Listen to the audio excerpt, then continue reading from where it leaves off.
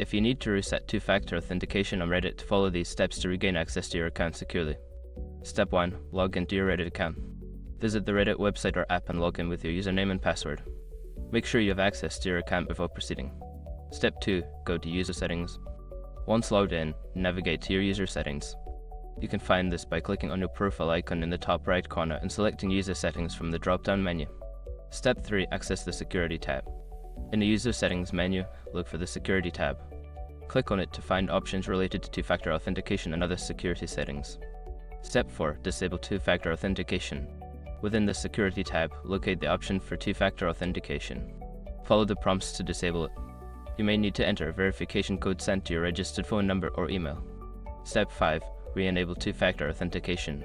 After disabling, you can re-enable two-factor authentication. Follow the setup process, which typically involves linking a new authentication app or phone number, and ensure you save any backup codes provided. By following these steps, you can successfully reset your two-factor authentication on Reddit. If you encounter any issues, consider reaching out to Reddit support for further assistance.